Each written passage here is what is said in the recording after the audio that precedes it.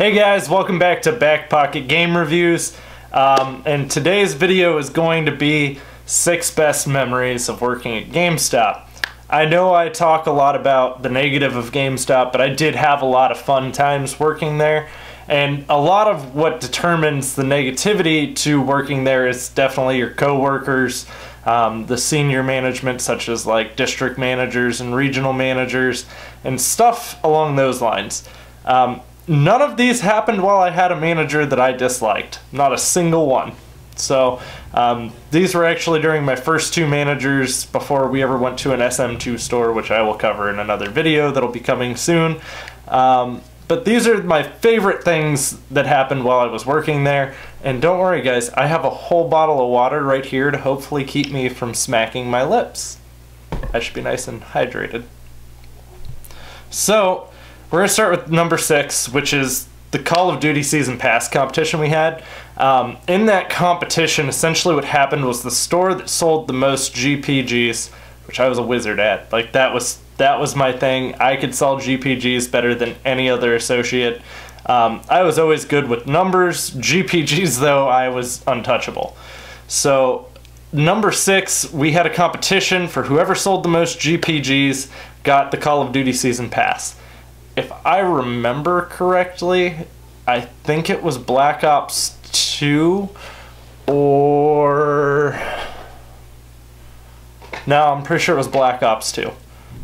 And that was a lot of fun just because it was something that I excel at very well. I'm no longer a Call of Duty fan, so Call of Duty isn't really a game that I play very often now. But back then, I still enjoyed it, and it was still a franchise I liked. It was starting to wear thin on me.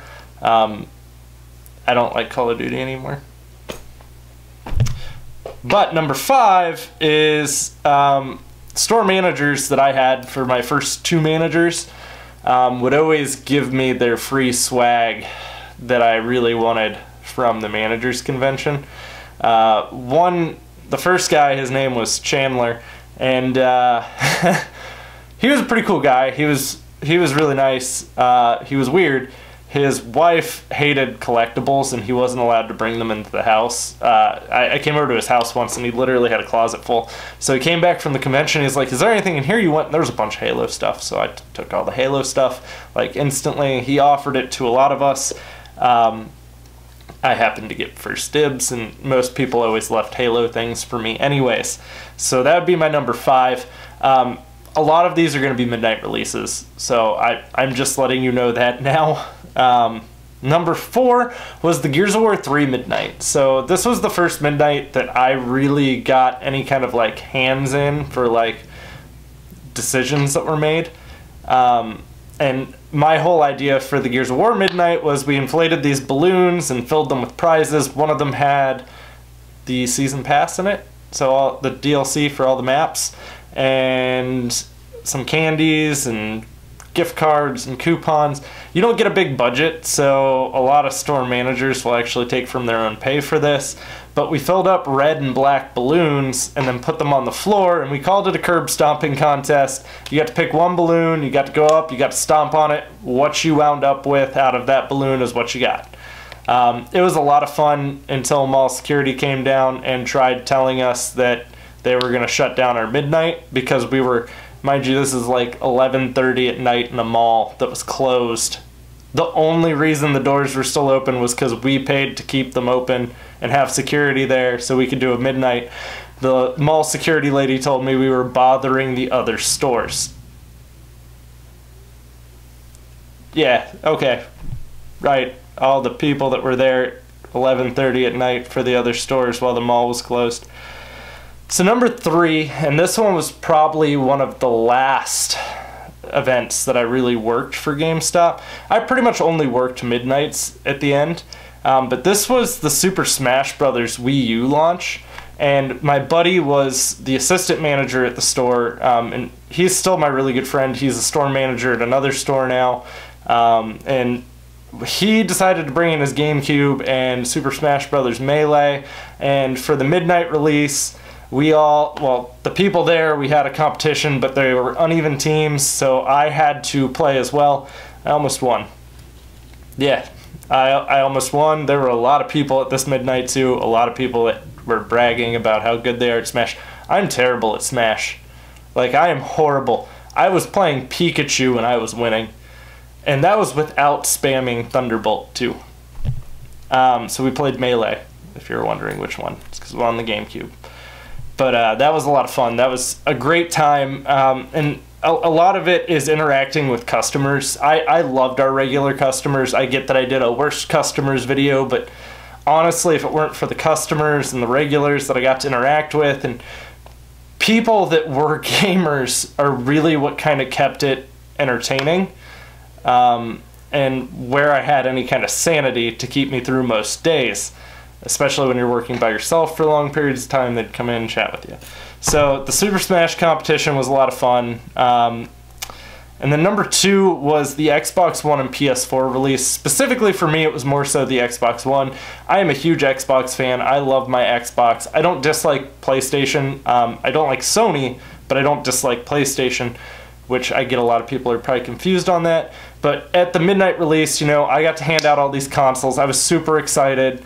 And then we also signed cards from all of the managers that said thank you, essentially, for buying your system at our store, and we really appreciated it. And it was really nice because I did enjoy thanking our customers. I mean, that was a huge part of it, and if I didn't have those opportunities to do anything like that, I wouldn't have gotten to interact on the level I did, or show any kind of appreciation for the customers, or show how excited I was for that event. And they were a lot of fun for the midnight releases of those. Don't get me wrong, you always have like that fear in the back of your mind, like the PS3 release where people were getting shot and stuff. Nothing happened at ours. There were no fights or anything. I'm a very loud person, so I always did line control and stuff like that. And then number 1, and this is my favorite GameStop moment out of the whole time I ever worked for GameStop, I was given full control of this midnight release, and it was a lot of fun for me. I even spent money out of my own pocket for this midnight release, and it was the Halo 4 midnight release.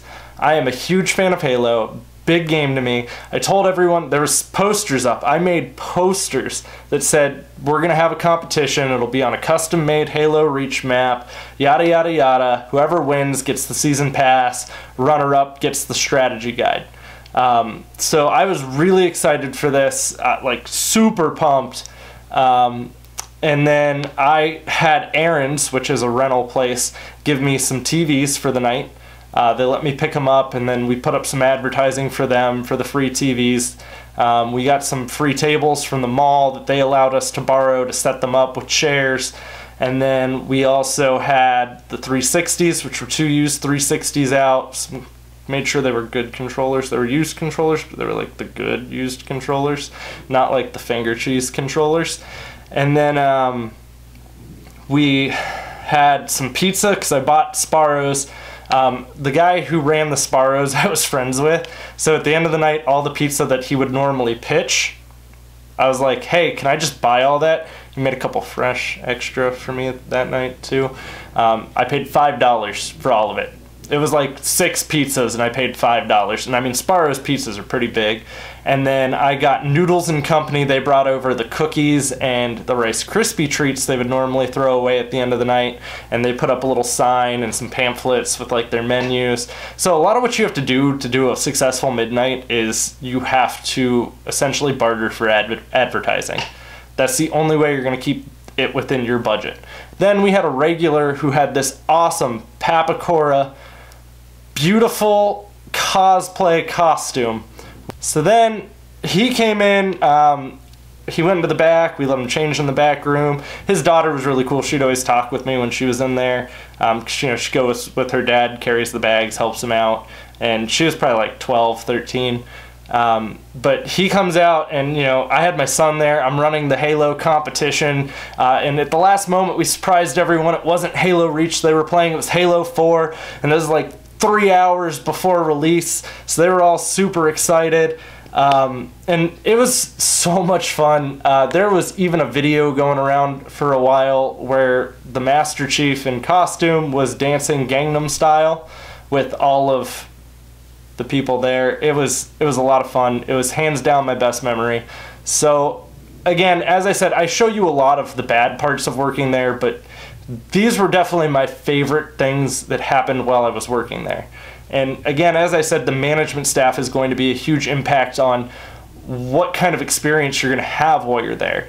Not every store has a great manager. There are a lot of crappy managers at GameStop, and there are a lot of crappy district managers as well at GameStop. So it's hard to balance, but you can have fun while working there. Not every experience is going to be terrible. There are terrible things that will happen, and don't get me wrong, I will be releasing another video that was bad things that happened there. But guys, if you liked the video, drop a like down below. I have been growing immensely quick. I would love to keep this going. Let's see if we can make this video viral. If you haven't already, be sure to click subscribe in the bottom. It's greatly appreciated, and we'll see you soon, guys.